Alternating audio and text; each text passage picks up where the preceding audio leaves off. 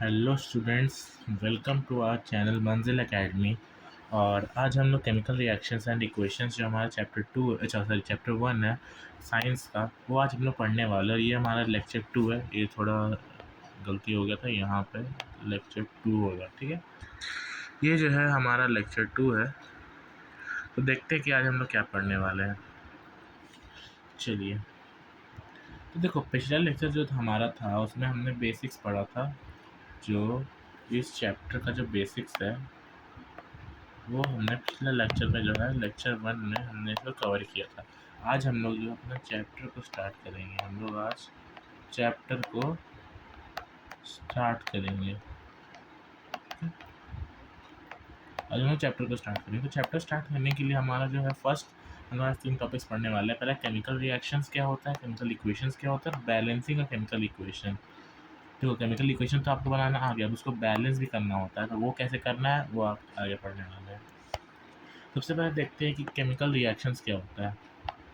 मैं क्या बोल रहा है, when reactants combines with the help of chemical processes and makes a product as a result is known as a chemical reactions। क्या बोल रहा है, चलिए देखते हैं। जब कोई केमिकल प्रोसेस होता है उसमें जो रिएक्टेंट्स होते हैं, मान लो 2 रिएक्शंस होते हैं, वो एक केमिकल प्रोसेस की हेल्प से जो है कंबाइंस होते हैं, यानी कि ये दोनों जो है कंबाइन होता है और एक प्रोडक्ट बनाता है। प्रोडक्ट वो चाहे सिंगल भी हो सकता है। अब वो कौन सा रिएक्शन है, ये जो पूरा पार्ट है रिएक्टेंट्स और जो अपना प्रोडक्ट है वो डिपेंड करता है, किस पे डिपेंड करेगा, वो डिपेंड करेगा टाइप ऑफ केमिकल रिएक्शन। जो केमिकल रिएक्शन का टाइप होगा उस पर जो है हमारी ये दो जो क्राइटेरिया, ये दो चीज़ें हैं कि जो रिएक्टेंट्स है, यानी कि जो रिएक्टेंट्स है और प्रोडक्ट है वो उस पर डिपेंड करेगा। तो यही जो है हम लोग का इस डेफिनेशन है, डेफिनेशन जो है इसको बोल रहा है। अब देखो इसमें क्या है, ये NaCl जो है दो रिएक्टेंट्स है, दो रिएक्टेंट्स, वो अभी हम लोग आगे पढ़ने वाले रिएक्टेंट्स और प्रोडक्ट्स होता क्या है। ये इसका प्रोडक्ट है, ये जो है केमिकल। देखो अभी बता देता हूँ। जो रिएक्टेंट्स होते हैं ना, रिएक्टेंट्स जो कि टेक पार्ट इन रिएक्शन, और प्रोडक्ट्स जो होते हैं वो होता है रिजल्ट। मतलब कि ये दो से जो भी रिएक्टेंट्स है वो मतलब कि केमिकल रिएक्शन में पार्ट लेते हैं और एक प्रोडक्ट बनाते हैं, उसी को हम केमिकल रिएक्शन बोलते हैं। ये हमारा रिएक्टेंट साइड हो गया, ये प्रोडक्ट साइड हो गया। हमेशा LHS जो होता है वो रिएक्टेंट्स होता है और RHS जो होता है वो हमारा प्रोडक्ट होता है। सेम इसमें है, लेकिन हाँ इसमें एक चीज़ देखो, इसमें H2O जो है यानी वाटर जो है वो ऑक्सीजन और हाइड्रोजन में जो कन्वर्ट हो रहा है। तो आप बोलोगे कि सर यहाँ पे जो है हमारा, यहाँ पे तो एक ही ये मतलब कि एक ही कंपाउंड है, यहाँ पे एक कंपाउंड है, यानी कि ये तो गलत हो गया। नहीं, ये एक टाइप ऑफ कॉम्बिनेशन रिएक्शन है, ये एक टाइप ऑफ डिकम्पोजिशन रिएक्शन, ये हम लोग आगे पढ़ने वाले हैं, ठीक है। और ये जो एरो होता है, ये सिर्फ एरो इक्वल टू नहीं होता है, ये जो है इंडिकेट्स द केमिकल रिएक्शन, यानी कि केमिकल रिएक्शन हो रहा है उसको इंडिकेट करता है। मान लो अगर लिख देते हो 2Na + Cl2 equals to NaCl, ये आप लिख दे रहे हो, ठीक है। अब जो है तुम्हारा ये आंसर क्या लगता है, सही होगा? ये आंसर जो है वो क्या लगता है, सही होगा? बिल्कुल भी नहीं सही होगा। क्यों नहीं होगा? क्योंकि हमने क्या किया इसमें, हमने इसमें इक्वल टू का साइन डाल दिया। इक्वल टू कभी भी नहीं होता है, इक्वल टू के बदले क्या होता है, ये एरो होता है। याद रखना, हमेशा जो है एरो लगाना है, एरो लगाना है, एरो लगाना है। इक्वल टू कभी भी नहीं लगाना है, नहीं लगाना है। नहीं तो तुम्हारा जो पूरा चाहे तुम इक्वेशन अगर सही भी है, फिर रिएक्शन जो है वो सही भी लिखे होगे तो भी तुम्हारा जो है पूरा रिएक्शन ही गलत हो जाएगा ऐसे, समझे। इसलिए हमेशा याद रखना। चलो अब आगे बढ़ते हैं।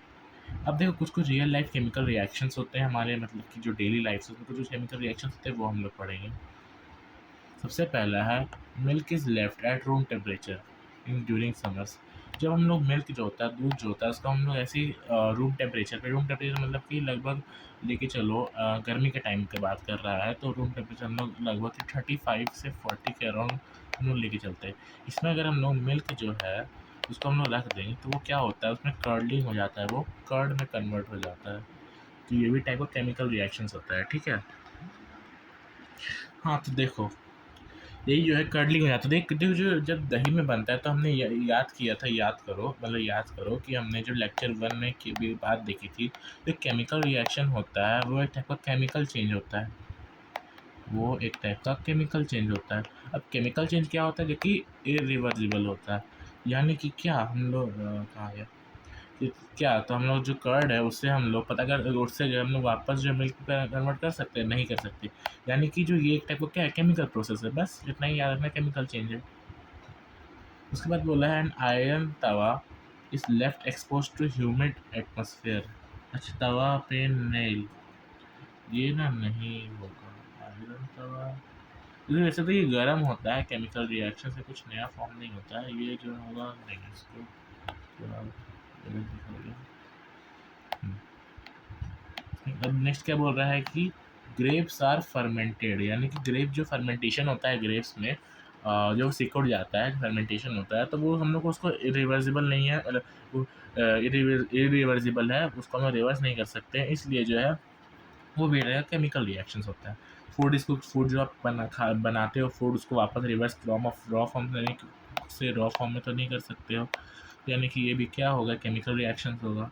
उसके बाद food is digested in our body, food जो होता है हम लोग डाइजेस्ट करते हैं, उसके बाद वापस से हम लोग जैसा फॉर्म में उसको ईट किए वैसा फॉर्म में लेने वापस जो है उसको रिवर्स नहीं कर सकते हैं। फिर री रेस्पायर जो रेस्पिरेशन हम लोग करते हैं वो भी टाइप का केमिकल प्रोसेस है, यानी कि ये हो गया हम लोग कुछ कुछ रियल लाइफ केमिकल रिएक्शंस जो कि हम लोग का डेली लाइफ में होता है, ये हम लोग का डेली लाइफ में होता है। ये एग्ज़ाम में नहीं आएगा, ऐसे ही बताने के लिए है, लेकिन ये सब एग्ज़ाम में ऐसा क्वेश्चन नहीं होता है। चलो, अब देखो कुछ ना, मतलब कि 5 ये होता है, कह सकते हो 5 जो है वो एक कह सकते हो एक ऑब्जर्वेशन होता है, जिससे कि पता चल जाता है कि हम लोग को कोई भी अगर प्रोसेस हुआ है तो वो एक केमिकल रिएक्शन है, केमिकल प्रोसेस है। सबसे पहला है चेंज इन स्टेट। जब कोई भी सब्सटेंस जो उसका स्टेट चेंज होता है, मतलब कि केमिकल रिएक्शन हुआ है, जैसे कि H2O, अगर इसको हम लोग डिकम्पोज करेंगे तो बनता है H2 + O2। ये जो था पहले लिक्विड में था, ये अब गैस में और गैस में कन्वर्ट हो गया। क्या स्टेट चेंज हुआ है, स्टेट चेंज हुआ है, यानी कि एक टाइप का क्या हो जाएगा, ये केमिकल, यानी कि चेंज इन स्टेट का एग्जाम्पल हो जाएगा। फिर होता है हम लोग का चेंज इन कलर, कलर का चेंज होता है। देखो कलर का चेंज होने में तुम्हारा एक रिएक्शन होता है, कलर का चेंज, चलो वो भी नहीं बताऊंगा, बस इतना याद रखो कुछ कुछ रिएक्शंस होता है जिसमें कि जो रिएक्टेंट्स होता है उसका कलर मान लो C1 है, तो उसका जो प्रोडक्ट होगा उसका कलर जो होगा वो C2 हो जाता है, मतलब कलर कभी भी चेंज होता है। उसका जो कलर वाला एग्जाम्पल है वो भी बता दूंगा, समझ वैसे आएगा नहीं, तो वो वाला हम लोग बाद में पढ़ेंगे। फिर होता है इवोल्यूशन ऑफ गैस। देखो एक ना होता है लेड नाइट्रेट करके, ठीक है, FPbNO3, चलो यहाँ नहीं होता, ठीक है, PbNO3 होल ट्वाइस। इसको जब आप लोग हीट करोगे, ये हीट का सिंबल होता है, ट्रायंगल हीट का सिंबल होता है, जब हीट करोगे तो PbO लेड ऑक्साइड बनता है, उसके बाद NO2 प्लस O2 बनता है, यानी कि जो ये है, यानी कि जब PbNO3 को हम लोग हीट करते हैं तो लेड ऑक्साइड बनता है, यानी लेड नाइट्रेट को जब हीट करते हैं तो लेड ऑक्साइड बनता है, नाइट्रोजन डाइऑक्साइड बनता है और ऑक्सीजन का रिलीज होता है। ये दोनों क्या है जो रिलीज हुआ, रिलीज का मतलब क्या है, मतलब कि रिलीज हुआ, इवोल्यूट हुआ, तो वो इवॉल्व हुआ, तो ये रिलीज हुआ, यानी कि यही मतलब बोलता है।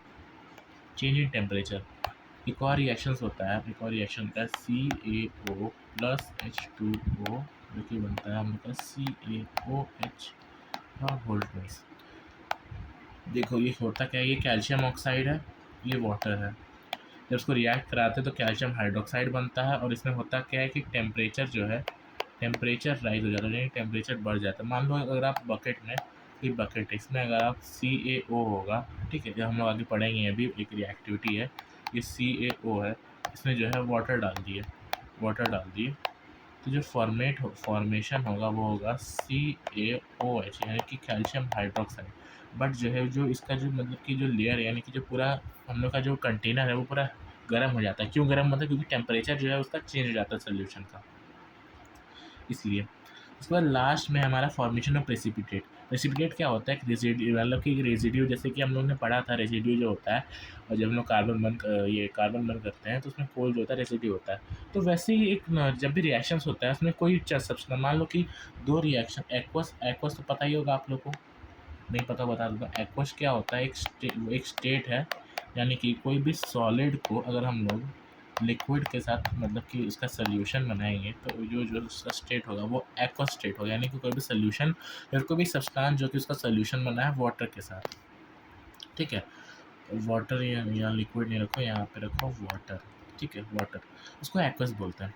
तो मान लो कि कभी-कभी क्या होता है, जब मान लो 2 एक्वस जो सॉल्यूशन है उसको हम लोग रिएक्ट कराते हैं, तो उसमें बनता क्या है कि एक सॉलिड बनता है जिसको हम लोग प्रेसिपिटेट बोलते हैं, जिसको हम लोग पीपीटी से डिनोट करते हैं, ठीक है? पीपीटी से, प्लस एक्वा सॉल्यूशन बन जाता है एक तो। ये इसी का रिएक्शन जो था ना, कलर चेंज इन कलर, इसका भी एक रिएक्शन यही सेम टू सेम ही है, बस इसमें जो पीपीटी है उसका कलर चेंज हो जाता है एक्वस, और मतलब जो रिएक्टेंट्स है उससे इसका जो कलर है चेंज हो जाता है। तो वही हम लोग को पढ़ना है, चेंज इन कलर, तो वो हम लोग आगे पढ़ेंगे, फॉर्मेशन ऑफ प्रेसिपिटेट। प्रेसिपिटेट याद रखना, प्रेसिपिटेट क्या होता है आगे भी हम लोग पढ़ेंगे। चलो अब आगे बढ़ते हैं। हाँ, अब देखो एनसीईआरटी का एक एक्टिविटी है, ठीक है? ये मैग्नीशियम रिबन जो होता है, मैग्नीशियम का रिबन उसको बर्न करना है, तो वो जो है बर्न करके दिखा रहा है। ये केमिकल रिएक्शन होता है उसका, तुम्हारा इसका जो केमिकल रिएक्शन है वो याद रखना। जो भी एक्टिविटी है एनसीईआरटी का सब पढ़ लेना, और एनसीईआरटी एक्टिविटी में जो केमिकल रिएक्शन इक्वेशंस उसमें रिएक्शन जो होते हैं उसका रिएक्शन भी याद कर लेना। इसका जो रिएक्शन होगा, इसका रिएक्शन होगा तुम्हारा 2Mg प्लस O2 2MgO, ठीक है? देखो ये एक्टिविटी में बोल क्या रहा है, this activity needs the teacher caution is clean a magnesium ribbon about 3 to 4 centimetre long bye rubbing it with sand paper. एक चीज़ तुमने नोटिस किया कि यहाँ पे क्लीन करने बोल रहा है। अब ये क्लीन करने क्यों बोल रहा है, चलो देखते हैं। तो मैग्नीशियम रिबन होता है ना, मैग्नीशियम एक ऐसा ऐसा मेटल है जो कि ऑक्सीजन में आप अगर यहाँ की खुला एयर में रखोगे तो वो जो है वो बर्न हो जाता है। क्यों बर्न होता है? क्योंकि वो ऑक्सीजन के साथ रिएक्ट करने बहुत ईजिली होता है, बहुत ही कम टेम्परेचर में रिएक्ट हो जाता है। अब जो है जो हम लोग इसलिए जो है मैग्नीशियम जो होता है और मैग्नीशियम रिबन जो होता है उसको हम लोग एयर टाइट कंटेनर पैक करके रखते हैं लैब्स वगैरह में। क्यों? क्योंकि ताकि ऑक्सीजन के साथ वो रिएक्ट ना करे, ठीक है? ऑक्सीजन के साथ रिएक्ट ना करे। अब होता क्या है कि ना जो मैग्नीशियम रिबन है उसमें एक आउटर लेयर, यानी कि लेयर में एक मतलब कि एक लेयर उसमें बन जाता है जो कि ऑक्साइड, ऑक्सीजन का लेयर है, उसको ऑक्साइड बोलते हैं। वो जो लेयर है वो क्या कर देता है, वो मतलब कि ब्लॉक कर देता है। ब्लॉक क्या करता है, मतलब कि जो हम लोग जो उसको हीट करेंगे तो वो जो है हीट नहीं होगा, तो उसी को ब्लॉक करता है। तो उसी को हम लोग को क्लीन करना पड़ता है। क्लीन करने के लिए हम लोग को सैंड पेपर यूज़ कर सकते हैं। सैंड पेपर से क्लीन कर देंगे तो उसका जो लेयर है वो हट जाएगा, तो इसलिए हम लोग को क्लीन करने बोल रहा है इसमें। चलो आगे देखो। Filled with a pair of tongs, burn it by using a spirit lamp or burner and collect the ash so formed is in washed glass and shown in figure 1.1. Burn the magnesium ribbon. इसमें बोल क्या रहा है कि magnesium ribbon जो burn करेंगे तो उसमें एक सॉलिड फॉर्म होता है जो कि एक ऑक्साइड होता है, यानी कि मैग्नीशियम ऑक्साइड, ठीक है? तो मैग्नीशियम ऑक्साइड होता है। अब बोल रहा है कि burn the magnesium ribbon keeping it as far as possible from your eyes. Eyes से दूर रखने बोला है, क्योंकि जब मैग्नीशियम रिबन जो है हम लोग का एमजी रिबन जो है, जब हम लोग उसको बर्न करते हैं तो जो है उससे एक वाइट डेजलिंग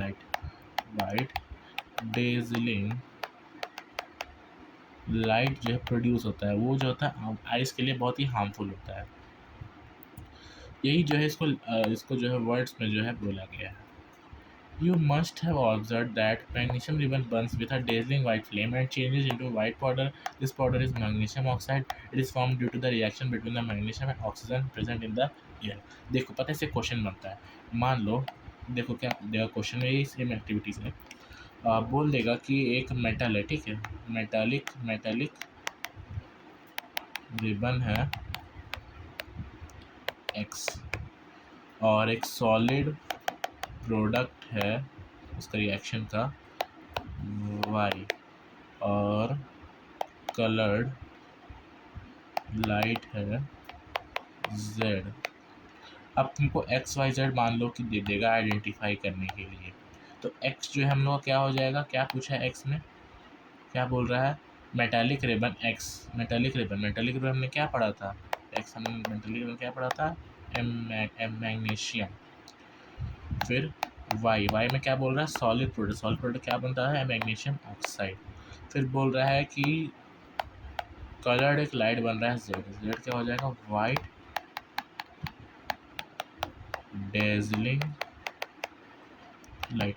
पता है मेन स्टूडेंट जो ना बहुत गलती कर देते हैं, क्या करते हैं, वो सोचते हैं कि केस बेस्ड स्टडी क्वेश्चंस कैसे आएगा, कुछ समझ नहीं आ रहा। आपको क्या करना है, केमिस्ट्री हो चाहे बायो हो चाहे फिजिक्स हो, कोई भी अगर आप चैप्टर पढ़ रहे हो तो उसका जो एक्टिविटी होता है ना, वो आप लोग को याद रखना पड़ेगा। क्यों, उसमें क्या हो रहा है, एक्टिविटी का ऑब्जर्वेशन, क्या रिजल्ट बन रहा है, क्या प्रिकॉशंस लेने बोल रहा है, क्या क्या मेन पॉइंट्स बोल रहा है, उसके कैरेक्टरिस्टिक्स क्या है, उसके फीचर्स क्या है, वो सब आप याद रखोगे तो केस बेस्ड स्टडी क्वेश्चन बहुत ही बनता है। ये जो हम लोग का जो ये है एक्टिविटी, बहुत बार से क्वेश्चन पूछा गया है मैग्नीशियम रिबन का, ये बहुत ही इंपॉर्टेंट एक्टिविटी है, ठीक है, तो याद रखना। ये जो है एक्टिविटी का पूरा समरी दिया हुआ है, मतलब बताया गया कि एक्टिविटी में हुआ क्या है, ठीक है।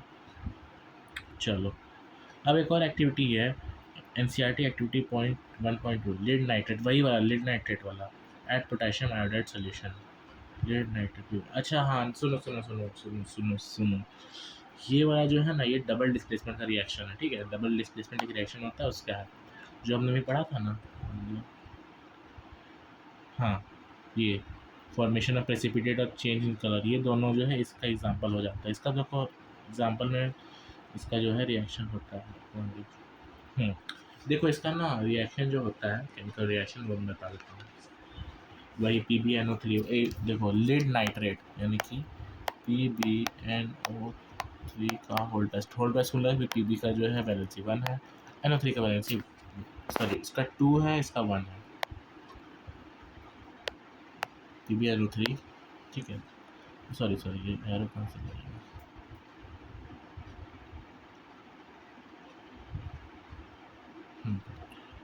रिएक्ट करेंगे तो हम लोग का अरे यार इसको react plus potassium iodide, potassium का क्या होता है, आयोडाइड का आई, इसको जब रिएक्ट करेंगे तब जो है हम लोग का lead iodide PbI2 plus KNO3।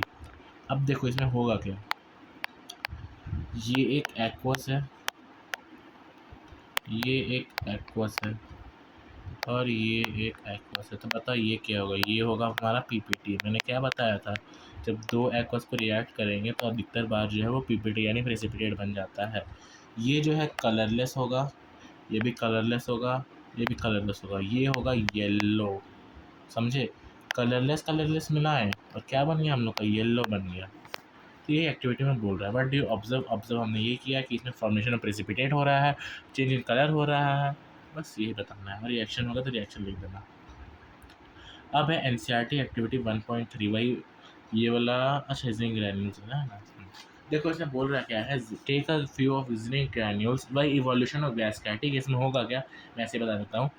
Zinc granules यानी जिंक के पीसेस, ग्रैन्यूल्स यानी कि जिंक पीसेस, ठीक है, जिंक पीसेस को हम लोग एक कॉनिकल फ्लास्क में लेना है, उसमें डाइल्यूट हाइड्रोक्लोरिक एसिड या सल्फ्यूरिक एसिड। अब देखो दो टाइप का एसिड होता है वो डाइल्यूट और एक होता है कंसनट्रेटेड। डाइल्यूट जो होता है वो लेस पावरफुल होता है और ये जो होता है वो हाई पावरफुल होता है, समझे। तो देखो इसलिए हम लोग को डाइल्यूट एसिड लेना है। Do you observe anything happening around the zinc kernels, touch the conical flask, is there change in temperature. तो इसमें भी क्या होगा, हाइड्रोजन गैस जो है वो फॉर्म होगा, इसका ये हो जाएगा रिएक्शन Zn प्लस, अगर हम लोग HCl लेते हैं हाइड्रोक्लोरिक एसिड तो वो बन जाएगा ZnCl zinc chloride plus H2 gas evolve हो जाएगा, ठीक है। और इसमें ये बोला कि इसमें इवोल्यूशन ऑफ गैस होगा, टी टेम्परेचर होगा, देखो है ना यहाँ पे H2 गैस जो इवॉल्व हो रहा है यहाँ पे देखो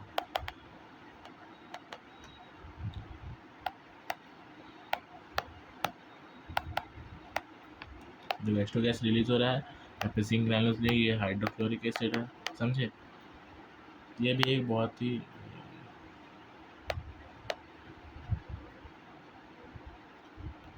इम्पोर्टेंट एक्टिविटी है, ठीक है। चलो।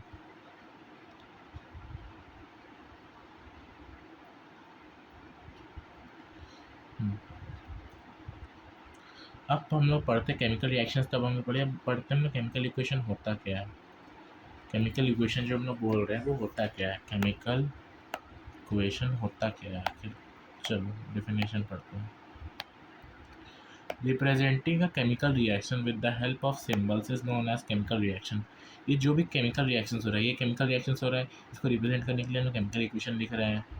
इसको, ये जो केमिकल रिएक्शन हो रहा है, कहाँ गया, हाँ, ये जो केमिकल रिएक्शन हो रहा है इसको रिप्रेजेंट करने के लिए इक्वेशन लिखा है। तो ये इक्वेशन होता क्या है, तो सिंबल्स यूज़ कर जाते थे। सिंबल्स यानी कि जो हम लोग पढ़ते आ रहे हैं, हम लोग नाइन्थ में पढ़ रहे थे, जो एटॉमिक मतलब जो एटम्स यानी कि जो भी एलिमेंट्स के सिंबल होते हैं उनका यूज़ करके हम लोग इक्वेशन बनाते हैं, वो उसको रिप्रेजेंट करता है, उसी को हम लोग बोलते हैं हम लोग क्या, केमिकल इक्वेशन, बस। अब देखो दो टाइप का केमिकल इक्वेशन होता है। पहला होता है स्केलेटल केमिकल इक्वेशन, उसके बाद balance chemical equation. Chemical equation का दो टाइप्स होता है। पहले तो स्केलेटल केमिकल इक्वेशन होता क्या है। In a chemical reaction, when the LHS side and RHS side have unequal number of atoms is known as skeletal chemical equation। क्या बोल रहा है कि देखो जब भी कोई रिएक्शन होता है उसमें दो साइड होता है, आप लोगों को पता ही है, LHS RHS। LHS में होता है, मान लो दो रिएक्टेंट्स है और इसमें प्रोडक्ट है।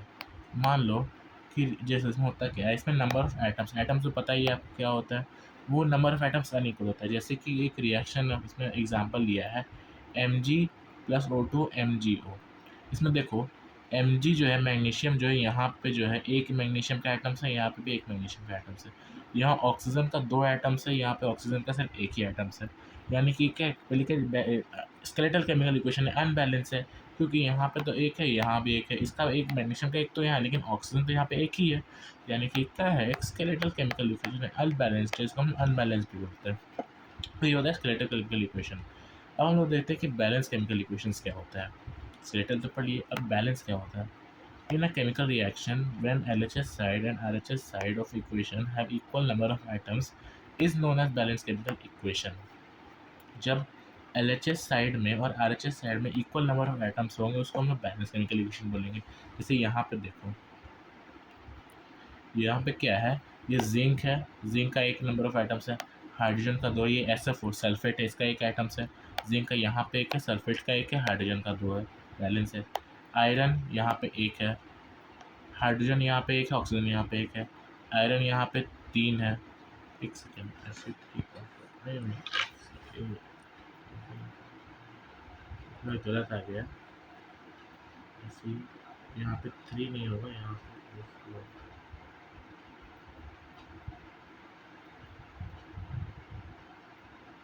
नहीं नहीं, ये पूरा गलत आ गया, इसको नहीं देखना होगा, ये नहीं होगा बैलेंस में, थोड़ा गलत इक्वेशन कर दिया, गलत इक्वेशन डाल लिया, ठीक है। बस यही होता है। अब हम लोग पढ़ना है कि बैलेंसिंग कैसे, बैलेंस करेंगे कैसे। सर आप वो तो दिए, लेकिन स्केलेटन में होगा उसको बैलेंस में कैसे लाएंगे, तो उसी का हम लोग का एक एनसीआर, दो मेथड होता है, एक एनसीईआरटी में मेथड दिया हुआ है, हिट एंड ट्रायल मेथड, एक होता है हिट एंड ट्रायल मेथड, एक होता है इक्वेशनल मेथड। आज हम लोग हिट एंड ट्रायल पढ़ेंगे, इक्वेशनल हम लोग नेक्स्ट लेक्चर में पढ़ेंगे, ठीक है। देखो इक्वेशन ना ज़्यादा आप लोगों को सही रहेगा, हिट एंड ट्रायल करो। इक्वेशन होता क्या, मान लो कोई बड़ा केमिकल रिएक्शन है, उसमें करने में टाइम लग जाता है। अब देखो यहाँ पे जो है एल्यूमिनियम यहाँ पे एक है, ऑक्सीजन यहाँ पे दो है, एल्यूमिनियम यहाँ दो है, ऑक्सीजन यहाँ पे तीन है। देख रहे हो दोनों जो है अनबैलेंस है, मतलब दोनों जो है अनइक्वल है। देखो क्या करो, एक ना लाइन खींचो पहले, एक टेबल बनाओ,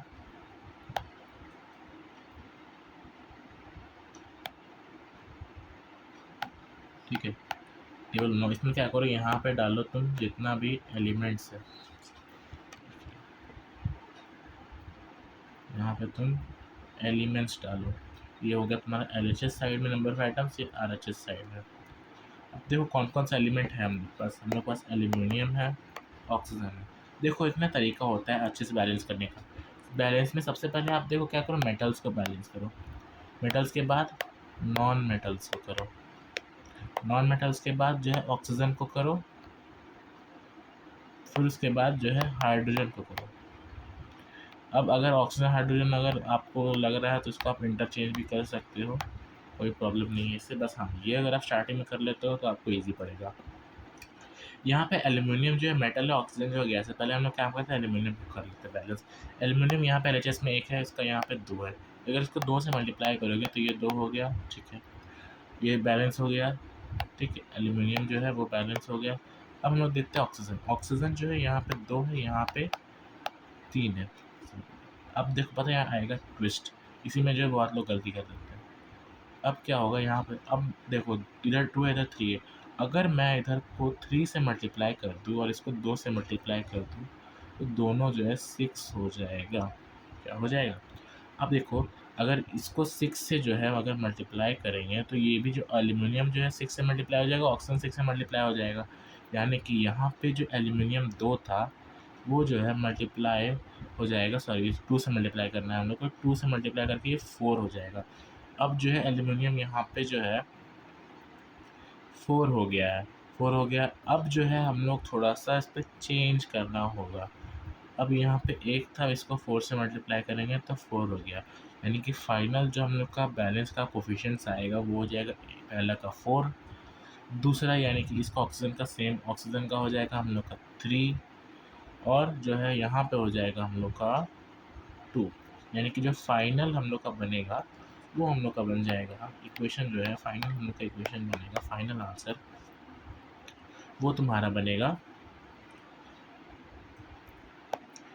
4Al प्लस 3O2 जो कि बनाएगा 2Al 2Al2O3। अब देखो क्या ये बैलेंस हो लग रहा है? एल्यूमिनियम यहाँ पे कितना है? एल्यूमिनियम 4 है, यहाँ पे एल्यूमिनियम 2 और 2 4 है, यहाँ पे ऑक्सीजन 3 2 6 है, यहाँ पे ऑक्सीजन 3 और 2 6 है, ठीक है। समझ आया? देखो क्या क्या किया हमने, पहले एलिमेंट्स लिख दिए, उसके बाद RHS और LHS में जो नंबर ऑफ आइटम्स लिख दिए। अब जो है पहले मेटल को करेंगे हम बैलेंस, मेटल को बैलेंस किए तो जो है पहले बैलेंस हो गया, फिर ऑक्सीजन को करने का, तो ऑक्सीजन करने का तो मेटल जो वापस अनबैलेंस हो गया, फिर वापस से जो मेटल को अनबैलेंस किया, फाइनल हम लोग का इक्वेशन जो है वो हम लोग का ये बन के आ गया, ठीक है। समझे? एक बार देख लो इसको, ठीक है। चलो अब जो है इसको तुम लोग जो है ये करो, उसको बैलेंस करो। मैं टाइमर दे रहा हूँ, 1 मिनट का टाइम दे रहा हूँ, उसको बैलेंस करो, ठीक है।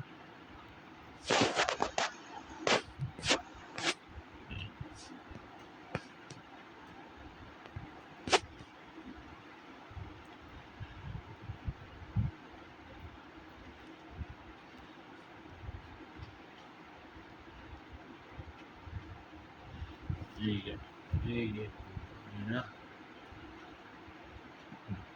चलो इसको बैलेंस करो, जल्दी करो, टाइम।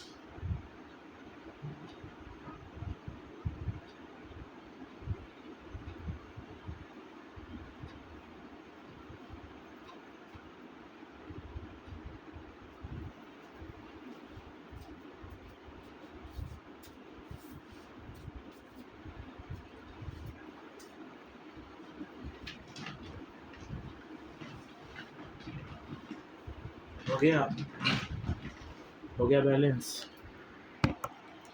चलो कैसे किए तो देखते हैं। सबसे पहले टेबल बना लिए, ठीक, बहुत बढ़िया। टेबल बनाने के बाद एलिमेंट्स लिख दिए, एलिमेंट्स लिख देते हैं क्या क्या है। आयरन है, हाइड्रोजन है, ऑक्सीजन है। ठीक है, नंबर ऑफ आइटम्स लिखते हैं। आयरन का यहाँ पे LHS में 1 है, RHS में जो है आयरन 3 है, हाइड्रोजन यहाँ पे LHS में 2 है, ये 2 है, ऑक्सीजन यहाँ पे 1 है, यहाँ पे 4 है। अगर पहले एलिमेंट को करेंगे, इसको 3 से मल्टीप्लाई कर दिया तो ये 3 हो गया। ठीक है, फिर जो है ऑक्सीजन को करेंगे, ऑक्सीजन को हम 4 से मल्टीप्लाई करेंगे तो 4 हो गया। अब ऑक्सीजन को तुम ये जो है 4 से मल्टीप्लाई करोगे, पूरा का 4 से मल्टीप्लाई करोगे तो हाइड्रोजन जो है वो भी मल्टीप्लाई हो जाएगा, यानी कि वो 8 हो गया। अब इसको भी 4 से मल्टीप्लाई करना होगा, चलो 8 हो गया। अब क्या लग रहा है, बैलेंस हुआ? चलो इक्वेशन लिख लेते उसके बाद देखते बैलेंस हुआ कि नहीं। फाइनल आंसर हम लोग का हो जाएगा 3Fe प्लस 4H2O जो कि बनाएगा Fe3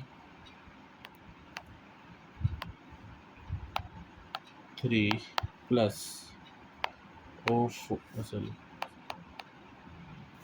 Fe3O4 प्लस क्या बनाएगा 4H2। क्या अब ये बैलेंस है? देखो देखते हैं। आयरन यहाँ 3 है, आयरन यहाँ 3 है, हाइड्रोजन यहाँ पे 4 2 8 है, 4 2 8। ठीक है, ऑक्सीजन यहाँ 4 है, ऑक्सीजन यहाँ 4 है, बैलेंस हो गया बैलेंस। उसके बाद हाँ, ये तुम लोग का होमवर्क है। यहाँ पे पोटेशियम क्लोराइड, अच्छा डिकम्पोजिशन रिएक्शन है पोटेशियम। चलो इसका नाम मैं नहीं बताऊँगा, एक और होमवर्क है, इसका नेम देखते हैं क्या होता है। ठीक है, इसका नेम होता क्या है आगे देखते हैं। Na sodium plus water sodium hydroxide plus hydrogen gas evolve होगा, ये भी तुम लोग का होमवर्क है।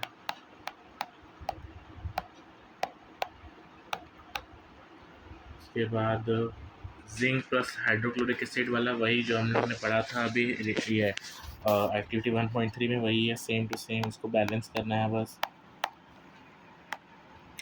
CaOH का whole twice plus hydrogen phosphate calcium phosphate और वाटर बनाएगा, ये जो है मैं कराऊंगा। ठीक है, अभी रुको करा रहा हूँ। हाँ देखो, ये कुछ होमवर्क है, NCERT का इंटेक्स क्वेश्चन है। ठीक है, NCERT का इंटेक्स क्वेश्चन है, NCERT का इंटेक्स क्वेश्चन बहुत ज़रूरी है करना, वो कर लेना। तो ये आप लोगों का होमवर्क है। ठीक है, बस हाँ। अब देखो ये ना रिएक्टिविटी सीरीज होता है, ठीक है, जो कि आपका चैप्टर 3 में दिया हुआ है। रिएक्टिविटी सीरीज होता क्या है, जो ये मेटल्स हैं इसमें, इससे हाइड्रोजन एक नॉन मेटल है। ठीक है, और ये जो मेटल्स होते हैं वो जो है जिसका रिएक्टिविटी यानी कि सबसे ज़्यादा रिएक्टिव कौन होता है, ये जो है डिक्रीज़ कराइए, आप लोग याद कर लेना, ये बहुत ही ज़रूरी है आप लोग का। जो आगे भी हम लोग चैप्टर पढ़ने वाले हैं केमिकल रिएक्शंस में, उसका आगे का पार्ट में आपको काम आने वाला है, तो ये ज़रूर पढ़ लेना, याद कर लेना। ठीक है, बस हाँ, होमवर्क है तुम लोग का, DPP मिल जाएगा, DPP डेली प्रैक्टिस पेपर जो था वो सॉल्व कर लेना। DPP तुम लोग को DPP नहीं, DPP याद नहीं है, नहीं ऐसा DPP नहीं है, बैलेंस करने नहीं, एक सेकेंड, नहीं DPP है, बैलेंस पढ़ा है ना। हाँ तो DPP होगा, DPP कर लेना, जो क्वेश्चन दिया वो कर लेना। रिएक्टिविटी सीरीज को नेक्स्ट लेक्चर के लिए याद कर लेना। रिएक्टिविटी सीरीज का जो है बात हम लोग करेंगे लेक्चर, हमारा लेक्चर 3 में, लेक्चर 3 में, लेक्चर 4 में हम लोग बात करेंगे इसके बारे में। ठीक है, अब ये जो एक क्वेश्चन था इसको करते हैं। इसमें देखो सेम टेबल बनाओ तुम लोग, मुझे तो लग रहा है कि इसमें ये मेथड यूज़ नहीं होगा, चलो देख लेते हैं एक बार, देखने में क्या जा रहा है। क्या क्या है, कैल्शियम है, और क्या क्या है, फॉस्फोरस है, ऑक्सीजन है, हाइड्रोजन है, बस ना। अब देखो फॉस्फोरस कैल्शियम एक टाइप का मेटल्स है, ऑक्सीजन हाइड्रोजन नॉन मेटल्स है। सबसे पहले मेटल्स हम लोग करेंगे, यानी कि सही हम लोग ऑर्डर पहले की करके सबको करेंगे।